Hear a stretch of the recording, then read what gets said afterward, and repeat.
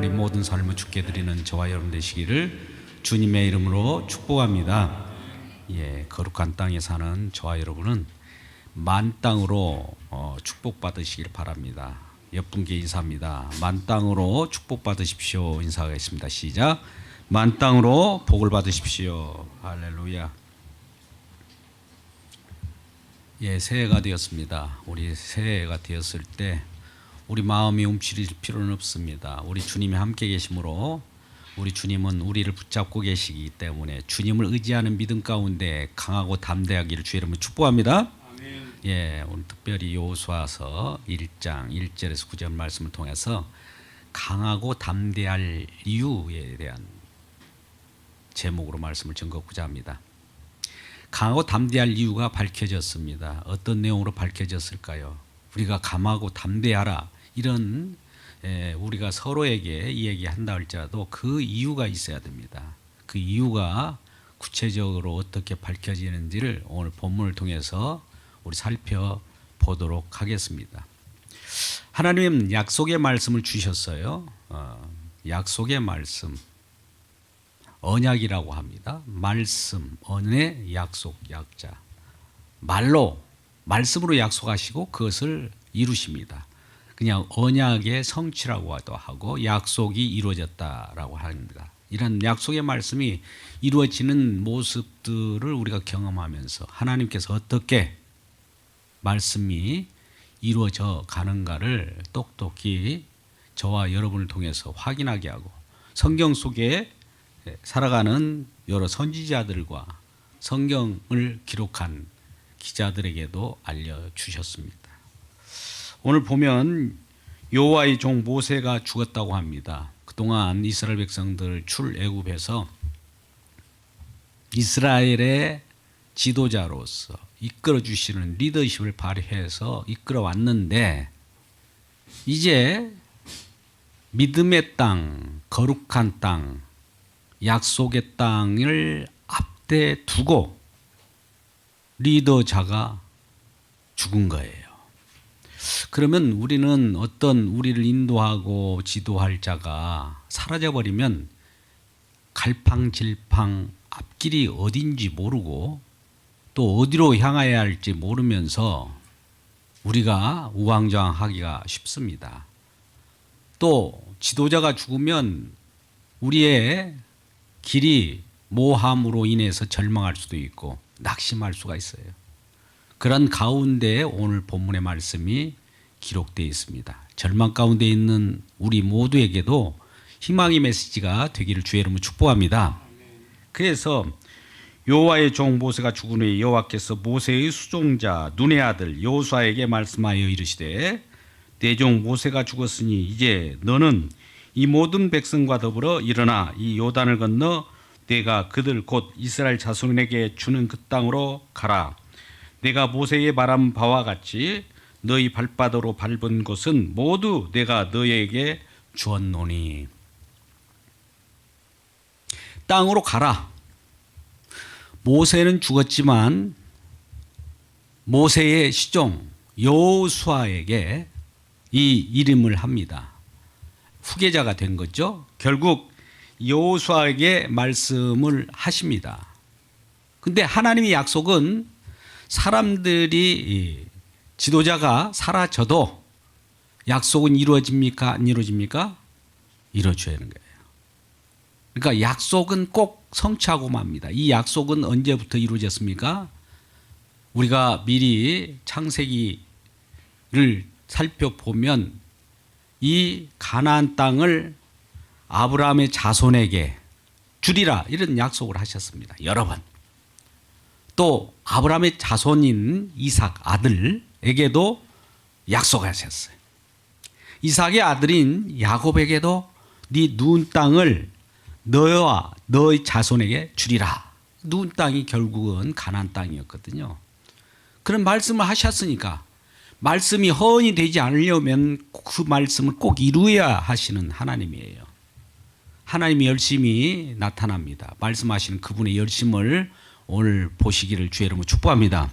하나님이 어떻게 일하시는가에 집중을 하시라는 얘기예요. 우리가 어떻게 할 것인가 보다도 하나님은 성경 말씀을 우리들에게 펼쳐 보이면서 내가 이렇게 하리라고 하는 약속을 그대로 이루시고 또 성취하시는 분임을 우리에게 보여주시고자 하는 겁니다. 이것은 결국 여호와는 하나님이시고 내가 하늘의 땅을 지은 창조주며 구원자라는 자기 자신을 드러내는 주님의 그 귀함을 우리들에게 보여주시는 겁니다. 하나님 이 땅을 창조하시고 하나님 자신을 드러내기 위하여 창조하신 거고 저와 여러분을 인도하는 것도 우리 주님이 항상 너와 함께 있어. 너와 함께한 나를 생각해. 보이지 않지만 나는 너와 항상 함께 했다는 것을 날마다 드러내신다는 거죠. 그렇기 때문에 우리 주님이 오늘 또 이 시간에도 저와 여러분의 삶을 이끄시는 그분이라는 것을 항상 생각하며 기쁨으로 인생을 줄기차게 달려가시는 우리 모두가 되기를 주님의 이름으로 축복합니다. 그래서 결과적으로 오늘 1절에서 3절 말씀 보니까 이 땅을 누구에게 주었다고 합니까? 한번 보세요. 모든 백성과 더불어 일어나 여단강을 건너 내가 이스라엘 자손에게 주는 그 땅. 또 3절의 말씀으로 너희 발바닥으로 밟은 곳을 모두가 내가 너에게 주었노니. 다 과거예요. 과거. 주었다. 주는 땅. 이 약속이잖아요. 내가 너에게 주었어. 이 땅 주었어. 밟기만 해. 하나님의 말씀이 주었다고 하면 준 거죠. 근데 우리는 밟기를 거절할 때가 있죠. 두렵죠. 그 땅은 가나안 족속들이 있거든요. 가나안 족속들이 얼마나 힘이 센지 엄청난 그런 키와 장대한 어떤 힘을 가지고 있기 때문에 그들을 바라보면 우리 이 땅은 우리 땅이 아닌가 봐. 저렇게 강성한 도성과 또 사람들을 보니 우리가 움출할 거 아니겠습니까? 그러죠? 우리 눈으로 볼 때는 도저히 이 땅을 우리가 밟을 수 없을 것처럼 보여요. 육신의 눈으로 보면. 근데 하나님의 약속은 밟아라. 주었다. 이미 주었어. 이렇게 말씀합니다. 우리 현실 속에서도 무섭고 두려운 어떤 것이 있지라도 그것을 승리로 이겼다 하면 이긴 거예요. 하나님의 말씀을 귀히 여기고 앞장서오는 우리 모두가 되기를 주님의 이름으로 축복합니다. 그렇기 때문에 말씀이 앞장서야 돼요. 우리가 앞장서면 안 돼요. 우리가 앞장서려고 하면 두려움이 몰려와요. 무서워요. 근데 말씀이 앞장서면 말씀 뒤에 우리를 보호하시는 우리 주님께서 내가 먼저 앞장설게 라고 하는 우리 주님이 앞장서서 그 모든 것들을 해결하시고 우리들로 하여금 어떻게 이런 일이 벌어졌을까? 이걸 우리로 하여금 똑똑히 목도한 다음에 증언하게 하는 입술로 또 입으로 나팔불게 하는 역할을 저와 여러분이 하는 그 일이라는 거죠. 그래서 이미 이 땅은 주었다. 약속이 오래전부터 여러 번 이루어졌고 또 이루어가고 지금 이루어지고 있다라는 것을 1절에서 3절까지 말씀을 통해서 우리에게 확인시켜 주는 겁니다. 뿐만 아니라 4, 5, 6절에도 마찬가지죠. 한번 4, 5, 6절 말씀을 한번 더 우리 같이 읽어보아요. 또 광야와 이 레바논으로부터 큰 강 곧 유브라데 강까지 해쪽 속에 온 땅과 또 해지는 쪽 대해까지 너희 영토가 되리라. 내 평생에 너를 대적할 자가 없으리니 내가 모세와 함께 있었던 것 같이 너와 함께 있을 것임이라.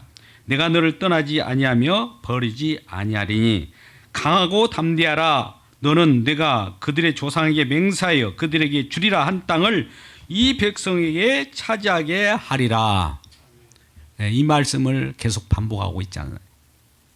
한 번만 말해도 되는데 우리 주님께서는 저와 여러분이 두려워할까 싶어서 여러 번 재차 자꾸자꾸 이 강조해서 말씀하는 그런 반복의 내용을 봅니다. 그러면서 6절 말씀에 강하고 담대하라. 우리는 우리 자신이 강하고 담대할 수 있을까요? 하나님이 너에게 힘을 제공할 때니까 강하고 담대하라고 하는 걸까요? 아니면 하나님이 강하기 때문에 강한 하나님을 믿으면서 담대하라고 할까요? 전자의 후자예요. 우리는 전자를 마치 좋아합니다. 우리 본성상. 우리가 어떻게 해보려고. 근데 우리 주님이 강하기 때문에 우리를 강하게 우리 주님을 의지할 때 믿음을 주셔서 우리 주님을 의지하는 것이 더 우리에게는 편하고 또 의지할 수 있는 그분이 있어서 우리가 기쁠 수 있는 거예요. 우리를 의지할 수는 없어요. 우리가 잘못되면 우리는 끝장이잖아요. 근데 우리가 잘못되더라도 우리 주님은 그분이 우리가 잘못을 다 그분이 또 이루어 줘요. 부모님이 자식들이 잘못된 모든 것들을 처리해 주듯이 동일하게 하나님도 그와 같이 저와 여러분이 죄악된 것들이 있다 할지라도 그것을 다 모면할 수 있도록 그 길을 펴주는 것이 하나님이라는 것이죠. 그래서 이러한 상황을 우리가 바라보고 그러면 하나님께서 이와 같이 어떻게 그 땅을 주겠다 또 어떻게 그 땅을 하나님께서 차지하게 하는지를 오늘 말씀을 통해서 구체적으로 보고자 합니다. 자, 특별히 이제 모세는 죽었고 모세의 시종인 여호수아라고 하는 두 번째 후계자라고 할까요? 리더를 통해서 하나님이 어떤 일을 벌이는데 이 리더를 도구로 삼아서 하나님의 약속의 일이 어떻게 펼쳐지는 것을 보여주는 거예요. 여호수아는 그 속에 들어가 가지고 어떤 일을 해야 될까요?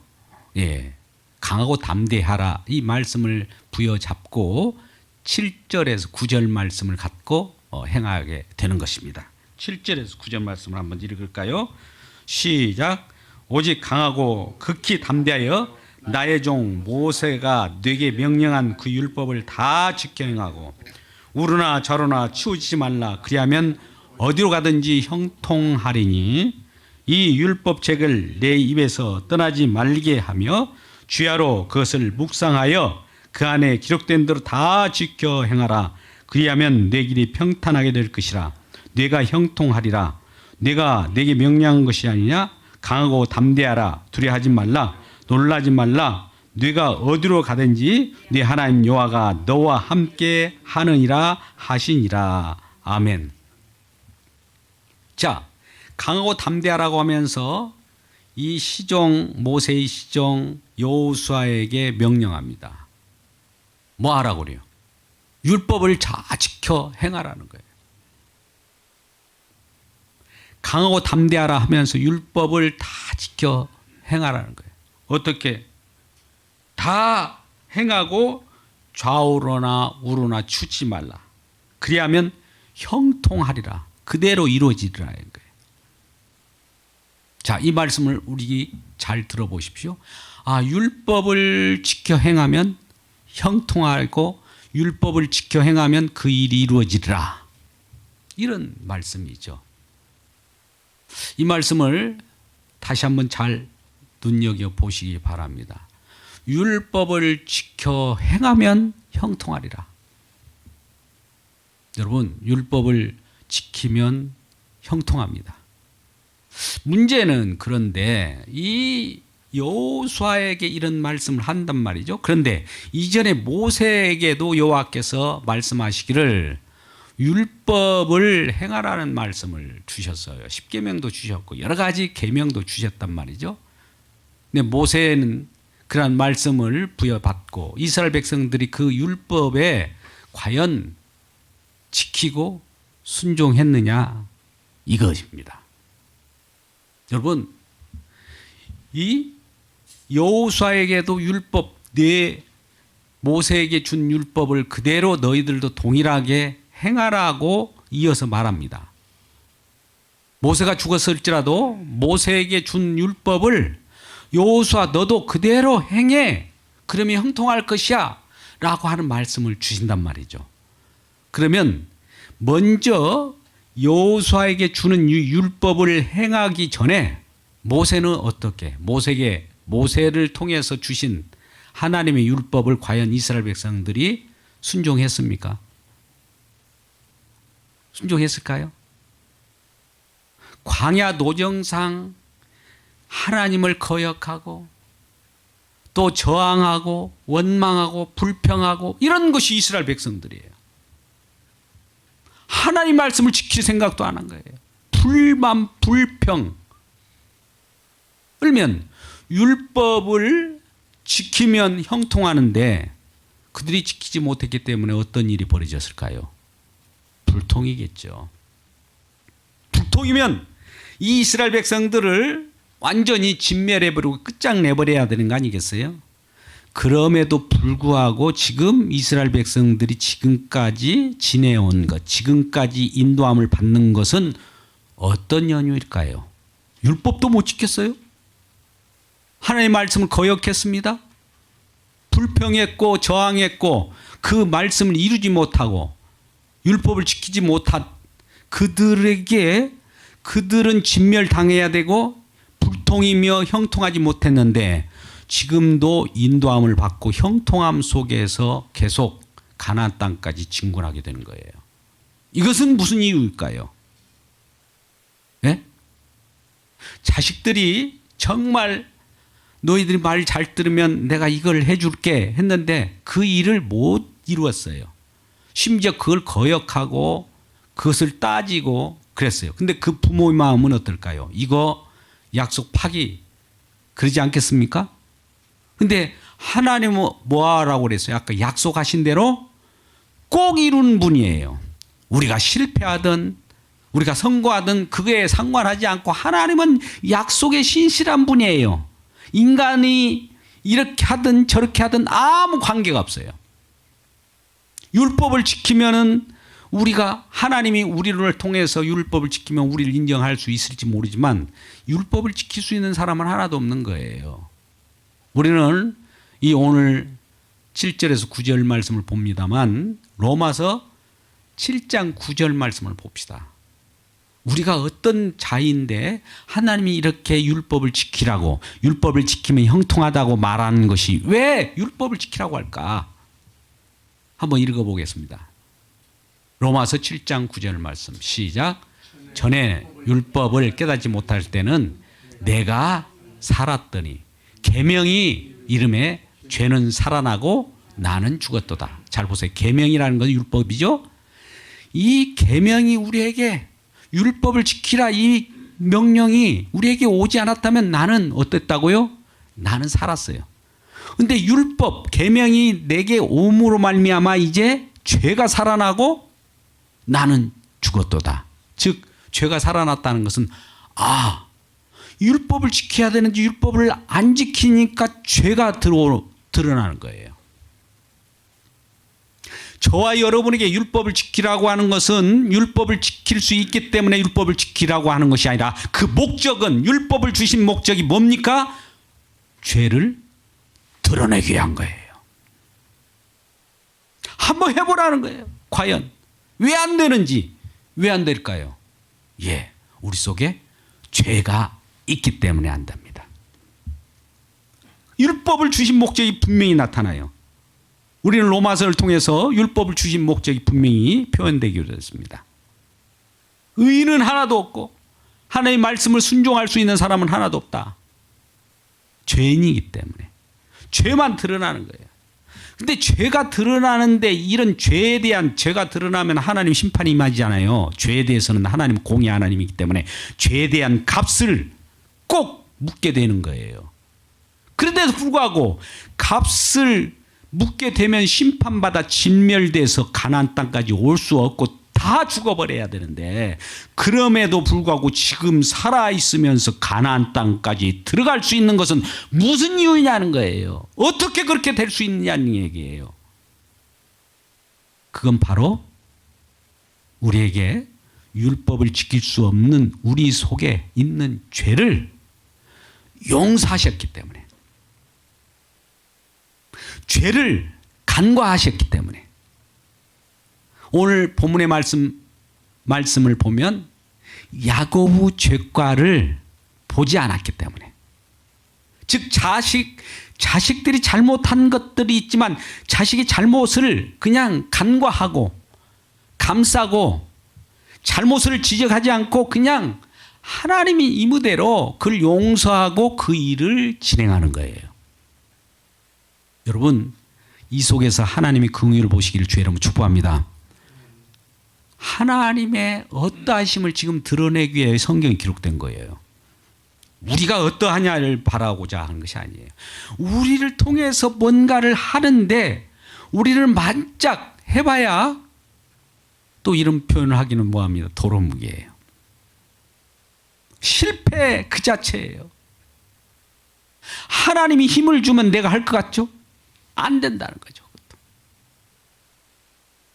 하나님이 뭘 하라는 계명, 하라라고 하는 명령이 나오면 우리는 할 것 같이 하라고 했으니까 하면 되잖아요. 이렇게 우리가 생각할지 모르지만 하라 하는 순간에 벌써 죄가 푹 올라와요. 탐내지 말라 하는 순간 갑자기 탐내는 생각이 팍 올라와요.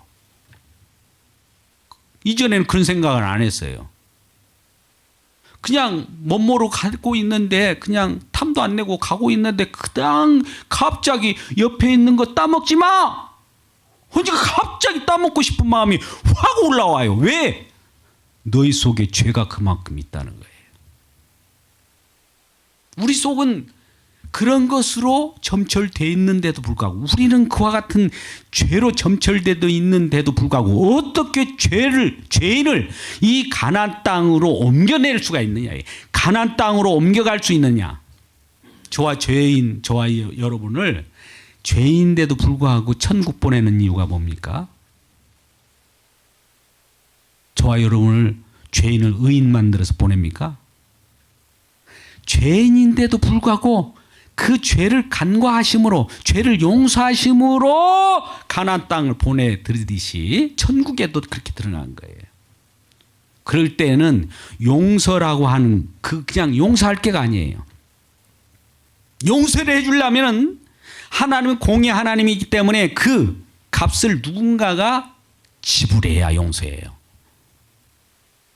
누가 지불했을까요? 언약이란 말은 이 언약이 성취되어야 돼요. 언약이 성취되어야 죄인들이 그 땅을 차지할 수 있어요.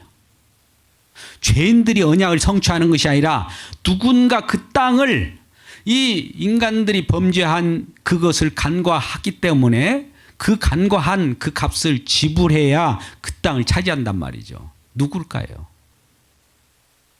무슨 이유 때문에 어째서 우리는 가나안 땅에 들어갈 수 있을까요? 우리 죄악, 율법을 지킬 수 없고 진멸당하고 멸망당해야 되는데도 불구하고 들어가는 이유는 뭘까요? 하나님의 긍휼입니다. 하나님의 긍휼이라는 것은 죄인이면 우리 죄의 싹은 사망입니다. 우린 죽어야 돼요. 죽어야 되는데도 불구하고 죽이지 않고 들어가게 하는 거예요. 다시 살려서 들어가게 하는 거예요. 이것이 하나님의 긍휼이에요. 그러면 우리는 이렇게 우리 하나님의 율법은 우리에게 우리 죄를 드러내게 하기 위해고 또 하나님은 하나님이 임의대로 하나님의 약속을 이루어서 가나안 땅에 들어가게 한다면 율법은 우리가 무시해도 되겠네. 율법은 또 그나마 이스라엘 백성들에게만 준 율법이고 이방인인 저와 여러분에게는 해당 사항이 없잖아요. 그럼 우리는 율법이 필요 없습니까? 아까 로마서 7장 9절 말씀 가운데 뭐라고 그래요? 법을 몰랐을 때는, 율법을 몰랐을 때는, 자, 우리 율법은 우리 양심도 율법이 됩니다. 이방인에게 양심이 율법이에요. 이스라엘 백성들에게는 율법 자체를 주었지만 우리는 양심이 율법이 되어서 이 율법, 양심을 가책을 받지 않으면 내가 양심을 가책을 받지 않을 때는 내가 살았어요. 근데 양심을 가책을 받기 때문에 죄가 드러나고 내가 죽어요. 그러면 이방인인 저와 여러분이 율법을 주신 적이 없잖아요. 하나님께서. 근데 우리 양심이 율법이 되어가지고 우리가 어떻게 됩니까? 죄가 드러나게 되는 거예요. 어떤 사람들은 우리에게 율법을 주신 일이 없고 이방인들에게는 율법은 필요 없다라고 생각하면서 마치 바로 우리는 하나님이 우리를 사랑하셨기 때문에 가나안 땅을 밟겠다 이렇게 표현한다는 뜻이죠. 그것은 율법이 없으면 어떤 일이 벌어질까요? 우리에게 양심도 없다면 어떤 일이 벌어질까요? 하나님의 긍휼이 나타나지 않는 거예요. 성경 말씀은 하나님의 긍휼과 하나님의 진정한 사랑을 보여주기 위한 책이에요. 하나님의 긍휼이 어떻게 나타나느냐? 인간이 죄악 가운데 죄가 드러날 때에 그것을 용서하시는 하나님의 긍휼. 죄가 없는데 용서한다. 이 긍휼이 나타납니까? 저와 여러분, 하나님께서 사랑한다, 용서한다 이 말을 한다는 것은 뭡니까? 우리에게 죄가 있기 때문에 용서한다는 거 아니겠어요? 죄가 없는데 용서한다 이 말이 돼요? 그러면 죄가 용서하려면 죄를 깨달아야 할 거 아닙니까? 죄를 깨달으려면 어떻게 한다고요? 법이 와야죠. 율법이 와야죠. 계명이 와야죠. 죄를 알아야 할 거 아닙니까? 죄를 알 수 있는 방법은 하나님의 말씀이 우리에게 다가올 때, 계명으로 다가올 때. 아까 탐내지 말라 하니 갑자기 우리 속에 있는 탐심이 발동한다는 것, 죄가 있다는 것이 드러났잖아요. 이것을 용서하시는 하나님의 긍휼을 드높이기 위한 것이라는 것이죠. 그래서 이러한 긍휼이라고 하는 것은 아까 같이 우리 죄가 있는데도 불구하고 그것을 간과하시는 내용이에요. 그걸 언약이라고 합니다. 자, 죄가 있는데 죄는 드러났어요. 근데 용서하신 그 내용이 있어요. 이것 때문에 가나안 땅에 들어간다는 거예요. 이게 바로 십자가의 은혜입니다.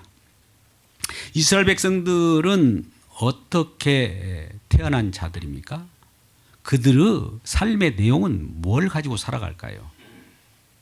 예, 출애굽할 때 어린 양의 피 공로에 의해서 살아났잖아요.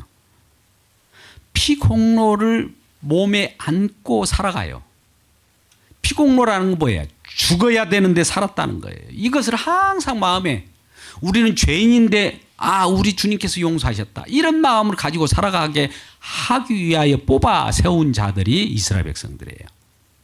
그럼 오늘날 영적 이스라엘 백성이라고 하면 저와 여러분은 하나님께서 죄인이기 때문에 죽어 마땅해요. 근데도 불구하고 우리가 살아있다는 것은 하나님의 은혜가 지금 저와 여러분에게 작용하고 있다는 거예요. 하나님의 은혜는 어떻게 작용할까? 죽어야 되는데도 불구하고 어떻게 살아있느냐 이게. 우리 하나님을 만난 자는 다 죽어요. 하나님 볼 자도 없다고 그랬어요. 근데 하나님과 함께 산다는 것이 어떻게 이루어지냐 이게죠. 죽어야 되는데 그 속에 피가 흘러서 이미 우리 대신 죽은 거예요. 누군가 그분을 안고 살기 때문에 내가 죽어야 돼. 죄인으로서 내가 죽어야 되지만 그분이 죽어 주셨기 때문에 그 부분을 안고 살아가는 민족이 영적 이스라엘 저와 여러분입니다. 그러니까 저와 여러분 속에는 십자가의 피가 흔근히 간직하고 살아가는 거예요. 항상 이것을 나타내는 것이 증인이에요. 여호수아는 이와 같은 증인으로서 삶을 살기 위하여 뽑아 세운 거예요. 지금 이 여호수아가 율법을 다 지켜 좌로나 우로나 치우치지 않고 다 지키면 너는 형통하리라 했을 때 여호수아가 이 계명을 다 지켰을까요? 못 지켰어요. 이스라엘 백성들 못 지켰어요. 그런데 어떻게 가나안 땅에 들어갔느냐? 우리의 열심도 아니고 우리의 능력도 아니고 우리는 들어갈 수 없는, 아예 진멸당해야 마땅한데도 불구하고 어떻게 가나안 땅에 들어갔냐 이거죠. 죽어야 되는데 어떻게 하나님이 함께하는 그곳에 처소에 우리가 들어갈 수 있느냐 이거예요. 예, 그 땅은 피가 흐르는 땅입니다. 하나님 나라 가나안 땅으로 예표된 그곳에는 이미 하나님께서 피를 흘려 적셔 놓은 땅에 우리가 들어가는 거예요. 그러면 그 땅에 들어가서 우리들은 밟는 곳마다 어떤 생각을 할까요? 아, 우리 좋아라. 야, 우리 여기서 살게 됐어. 아, 우리는 이곳에 우리 주님께서 우리 이곳으로 인도하시기 위하여 이곳을 우리 마련했구나. 이렇게 할까요? 우리 삶은 그 땅에 들어가면 뭘 하라고 우리를 그 땅에 들여보낼까요? 다시 말하면 저와 여러분을 왜 구원하셨을까요? 우리를 위하여 구원하신 건 맞아요. 그런데 그 구원 자체를 위하여 우리를 그 땅으로 들어가게 할까요? 아니죠. 그 땅에서 피를 증거하라는 거예요. 그 땅에 주님의 공로를 증거하라는 거예요. 그 땅을 주신 하나님의 약속을 성취하시는 그 열심을, 그 공로를 찬양하라고 우리를 그 땅에 들여보낸 거예요. 여호수아도 그 땅에 들어가서 이스라엘 백성들과 함께 우리 주님께서 약속을 이루어내셨네. 우리는 율법도 지키지 못하고 멸망받아 마땅하고 진멸당해야 마땅한데도 불구하고 우리가 이곳에 온 것은 우리의 노력이 아니요 주님께서 우리를 간구하시고 우리를 용서하시고 우리를 이 땅까지 인도하시는 주님의 열심이고 주님의 약속의 성취입니다. 이걸 증거하기 위하여 저와 여러분을 뽑아 세운 겁니다. 할렐루야. 자, 하나님께서는 저와 여러분을 구원하실 목적으로 천국에 보내시는 것이 1차적인 목적 아닙니다. 그러면 뭡니까? 우리 주님이 어떤 일을 하셨는가를 증거하기 위하여 그 땅에 들여보냈다고 할 때는 저와 여러분을 구원하신 목적은 주님을 증거하기 위하여 구원하시는 거예요. 그렇다면 구원받은 저와 여러분이 주님을 증거하지 않는다면 이 자들은 구원받은 자일까요? 아닐까요? 구원받은 자가 아니죠.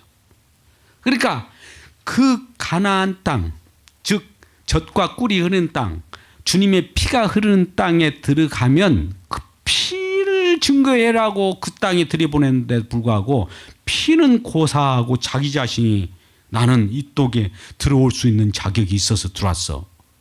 그렇습니까? 율법도 못 지켰는데 어떻게 들어왔느냐 이거죠. 죄만 살아났는데 죄인이 어떻게 그 속에 들어갈 수 있을까요? 죄는 그 땅을 밟을 수가 없어요. 그런데도 불구하고 죄인인데도 불구하고 주님의 긍휼이 그를 감싸서 들어가게 된 거예요. 그래서 오늘 본문의 말씀 속에 7절에서 9절 말씀 우리 다 보고 있습니다만은 우리 그 주님께서 이와 같이 그 긍휼의 땅으로 인도하셨을 때 하나님의 긍휼이 얼마나 크냐를 보여주는 거예요. 좀 보세요.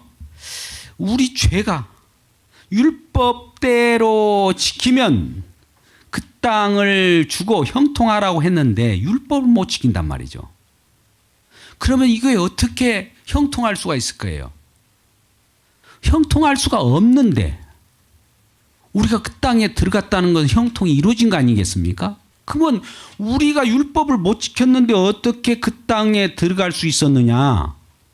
우리 것이 아니라 우리는 오히려 그 앞에서 납작 엎드려져서 지킬 수 없고 아무것도 할 수 없는데도 불구하고 하나님이 어떤 조치를 행해 주셨구나. 우리가 할 수 없는 그것 때문에 누군가를 희생시켜서 그가 대신 함으로 말미암아 그가 한 것을 우리가 한 것으로 여겨주는 거, 이게 긍휼입니다. 우리는 무력해요. 의를 이룰 수가 없어요. 의인이라고 우리 하나님이 인정해 준다 할지라도 의인으로 살아가는데 의인으로서 죄를 범하지 않아야 되는데 또 죄가 나와요. 이 죄 때문에 우리는 어려움을 겪고 있지 않습니까? 이 죄를 가지고 그러면 이런 죄를 우리가 죄를 먹고 마시며 살아가는데도 불구하고 내가 왜 지금 존재하고 있지? 이미 죽었어야 되는데 왜요? 지금 십자가에 복음이 작용하고 있기 때문에 우리가 살아가고 있는 거예요. 죄인은 이미 죽었어야 하잖아요. 물론 육신적으로는 죽습니다. 하나님과 결별했기 때문에. 그러나 다시 태어나는 그 은혜로 피의 공로로 다시 태어났어요.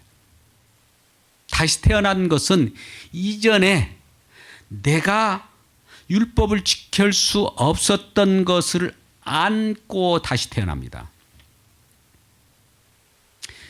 나는 다시 태어났기 때문에 이제 율법을 지킬 수 있어? 이런 사람들이 있는데 아니에요.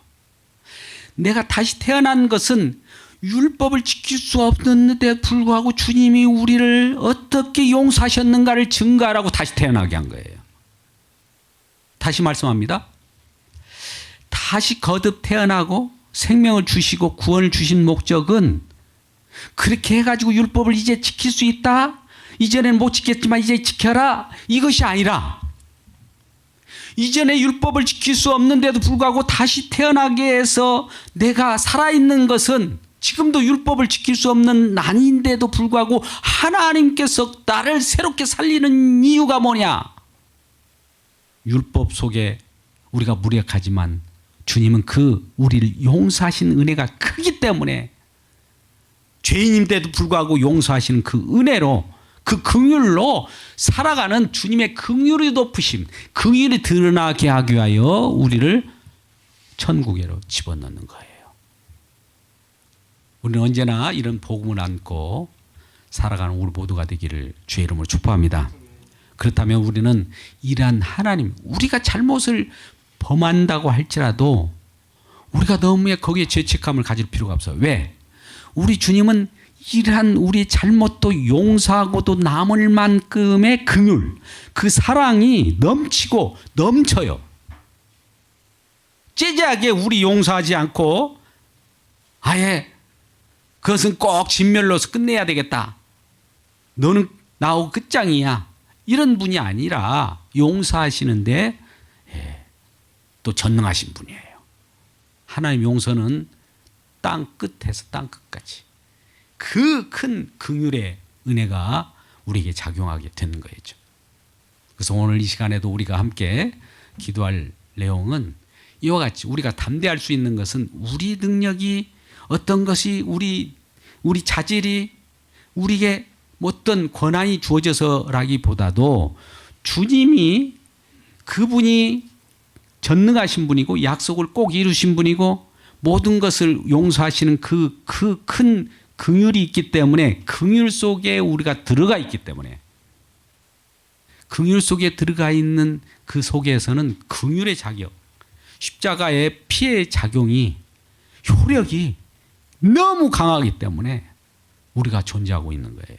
이 세상 모든 천지는 그래서 믿는 사람들에게는 십자가의 피의 공로로 돌아가고 십자가의 피 속에서 우리가 기뻐하고 그 속에서 즐거워할 수 있는 그러한 자들이 되었다는 겁니다.